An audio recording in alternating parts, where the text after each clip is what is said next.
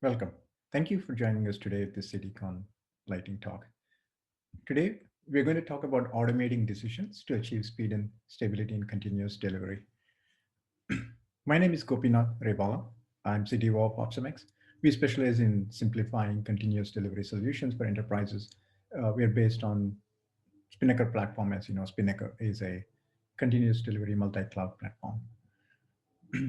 Today, we'll talk about what is the state of the continuous delivery and the challenges in the risk assessment. Essentially, if you want to make a decision, you have to assess the risk. What are the challenges? Where do we make these risk assessments?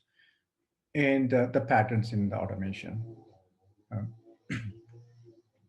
so as you know, the modern software delivery is going towards a continuous delivery, and huge improvements have been made, partly moving to microservices architecture, making small changes, giving us the ability to isolate test changes quickly or roll back changes that are not appropriate, uh, reduce the risk overall. This also gives a better DevOps visibility for dev and ops with tools like Spinnaker. But as you know, the difference between continuous deployment as generally defined is that the changes are deployed all the way into the production versus changes are ready to be deployed at any time to production with a continuous delivery. So today it's culturally more towards the continuous delivery than continuous deployment for most organizations. And we'll look at what are the decision points in continuous delivery. If you look at any of these pipelines, um, the decisions are being made at different stages by different actors.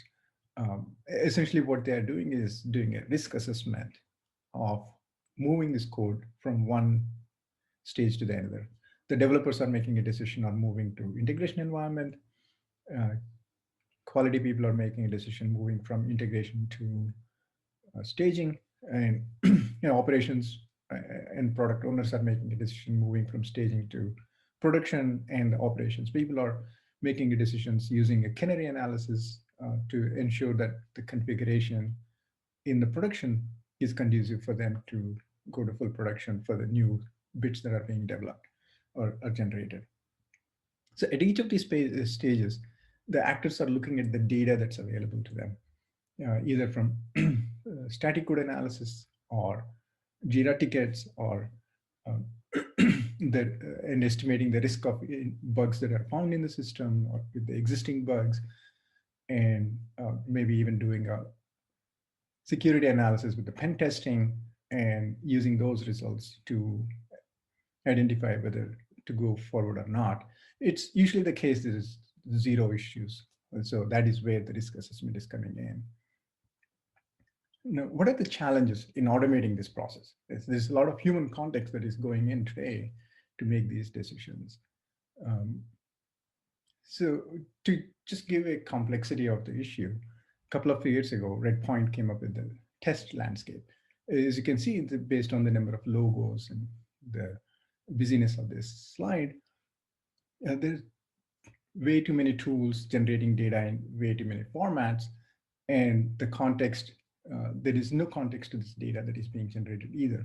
So making an automated decision based on this data is not possible. But this is a common problem in most industries anyway. So Continuous Delivery Foundation is actively working on some of these issues. If you like to contribute, please check out the CDF SIG events for this. So the basic idea is to have a interchange format in between, and the data that is being generated by any of these tools is converted to intermediate form data. And the tools that make these decisions in an automated way consume the data in interchangeable format. This is one part of the problem.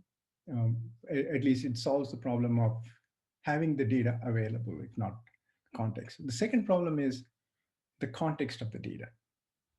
What does it mean by the context? Um, if you look at security analysis, for example, let's take a simple example of OK HTTP. Um, this is a library that's used in multiple services, and there may be a vulnerability based on some header data that's being sent in. Now, if that service is exposed to the outside world, the risk is a lot higher than if the service is not exposed to the outside world and the communication is only between verified services within that application. So that's the application context-based risk analysis. The application may already be running in the production and the new vulnerability is discovered. Now you have to make a risk decision on whether to shut down this application until you patch it or let it continue, or the new changes that are coming in with that vulnerability can be promoted to production or not. So this is the essentially the context-based decision these operators and architects are making. Uh, and that's the kind of a thing we would have to incorporate also into automated decision making. So the other issue is one way we can do it is through rules-based analysis. You can have certain policies, you generate these rules, and then the rules will then apply to the data that is being promoted, the application data. And then based on that, you make an automated decision. But that's expert decision systems are very painful, too many rules, hard to manage those rules. The other way to do it, of course, is this machine learning based systems where you can teach the system the architecture of your application, and with the user feedback, it overlays the user feedback on the architecture of your application, and application specific risk assessment can be made. One of the examples here is uh, at this time of the service deployment, you have the logs that are being generated, which can have errors or warnings in them. The error, something like a file not found, could be a severe error in some conditions, but not really a high issue, a high risk issue in some other conditions. So that kind of a context can be taught to the system when you do the log analysis. You compare with the currently running in the production, you get the current context. If the errors exist, then the risk is low. If the error is new, the risk is high. And based on the user feedback, you automate that process, making it easy for the user to specify this is a serious error or not. And based on that, you build the context for that application. And so this is one way we solve that kind of a problem. And the similar technique can be applied at different stages. Some are a lot more complex than the others, but can be applied. This is another example. Spinnaker has a component called Kayenta, which also does the automated analysis based on the metrics of the deployed application.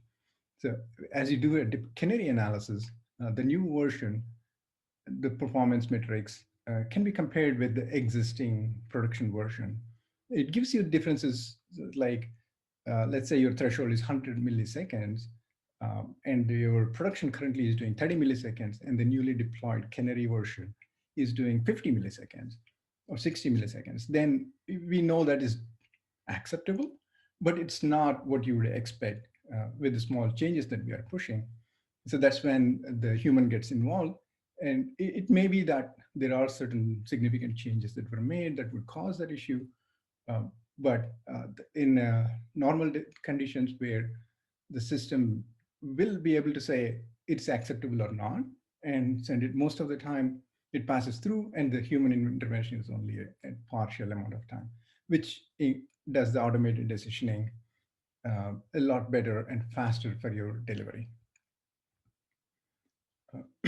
Thank you for listening to our talk. Please reach out to me if you have any questions.